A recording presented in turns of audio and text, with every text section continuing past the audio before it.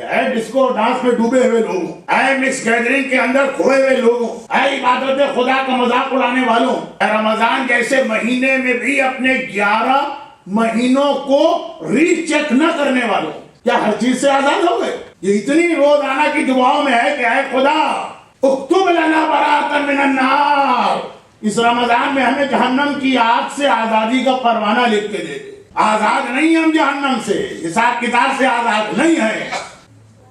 ہارون رشید کا Baghdad, Arabian nights آج بھی انگریزی زبان کا محاورہ، کیا دولت تھی، ساری دنیا کی دولت کھچ کے بغداد آ رہی ہے۔ اور اس وقت بغداد کا ایک نوجوان جس کا باپ تھا رئیس التجار، یعنی بغداد کے جتنے تاجر تھے ان سب کا وہ سردار، بہت بڑی چیز ہوتی ہے۔ اس کے گھر میں سمجھیے روٹیاں نہیں کھائی جاتی ہیں، سونے کے ٹکڑے کھائے جاتے ہیں۔ اس کے بچے کھلونوں سے نہیں کھیلتے ہیں، جواہرات سے کھیلتے ہیں۔ دولت کی انتہا، باپ مر گئے، جوان آدمی، باپ کا سایہ سر سے اٹھا، کوئی اور ایسا بزرگ بھی خاندان میں نہیں ہے جو روک سکے، اور دولت میں انتہا، کیا نتیجہ نکلے؟ اب صبح سے شام اور شام سے اگلی صبح تک شراب، dance, music party, mix gathering, یہی سارے جو پیسے والے نوجوان کے مشغلے ہونے چاہیے۔ اور حالت یہ تھی کہ کہاں کا اللہ، کہاں کی نماز، کہاں کی عبادت۔ ایک دن شام کا وقت بغداد کی مسجدوں سے اذان کی آواز بلند ہو رہی ہے، اور جہاں پہ اس کا مکان ہے وہاں تو کون سنے اذان کی آواز، وہاں تو آرکیسٹرا بج رہا ہے، وہاں پہ تو سنگر بیٹھے ہیں، وہاں پہ تو عورتیں ڈانس کر رہی ہیں،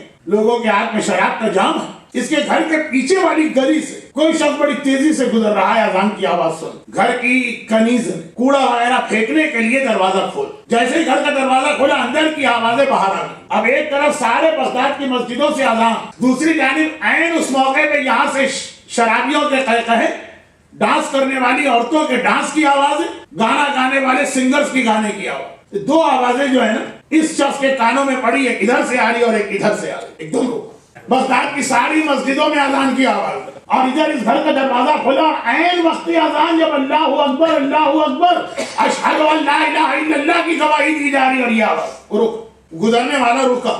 کنیز نے اسی وقت دروازہ کھولا، تبھی تو آوازیں باہر۔ ایک بار کنیز سے پوچھا کس کا گھر؟ کہا یہ میرے آقا بشر کا گھر۔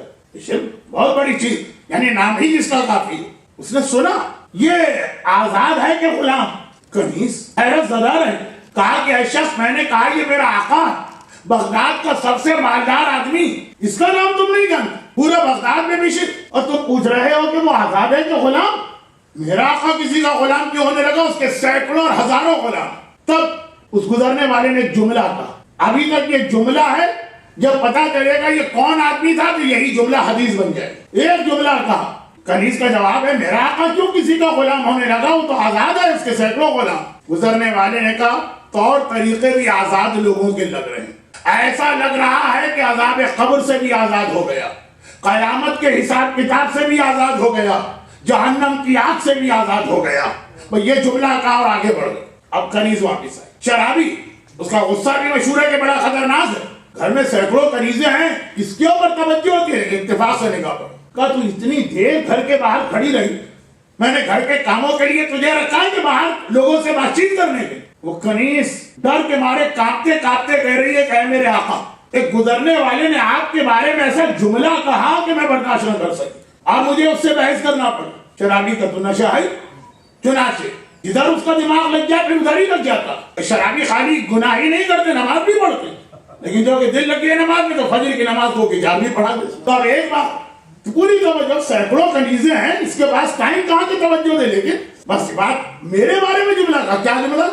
تو وہ آپ کے بارے میں پوچھ رہا تھا کہ آپ غلام ہیں کہ آزاد؟ میں برداشت نہ کر سکتا، آپ کے بارے میں کوئی غلام کا لفظ لائے، میں نے کہا آزاد ہیں، تو کہا اس نے پھر کیا کہا؟ تو اس نے تو کہا کہ ہاں طریقے بھی آزاد لوگوں کے لگ رہے ہیں، عذاب قبر سے بھی آزاد ہے، قیامت کے حساب کتاب سے بھی آزاد ہے، جہنم کی آگ سے بھی آزاد۔ کبھی کسی کو پورا قرآن سنا دیجئے، ذرا سا اثر نہیں ہو، اور ہم اور آپ نہیں سنائیں، رسول اللہ اگر پورا قرآن سنا دے تب بھی کوئی اثر نہیں ہو۔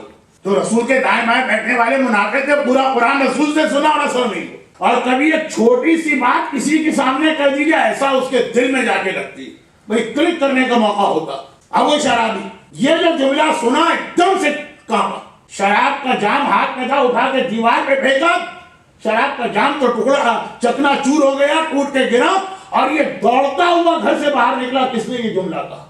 دیکھا گلی کے کونے پہ وہ آدمی نظر آ رہا، بھاگ کے گیا، اس کے پیروں پہ گرا، اور کہا کہ اے شخص تیرے ایک جملے نے میری آنکھیں کھول دی، لاکھ میں آزاد ہوں لیکن عذاب قبر سے آزاد نہیں، قیامت کے حساب کتاب سے آزاد نہیں، عذاب جہنم سے آزاد نہیں۔ اس وقت میں تیرے پاؤں پہ گر کے توبہ کرتا ہوں اور مرتے دم تک اپنی توبہ پہ باقی رہوں گا، لیکن تیرا نام کیا؟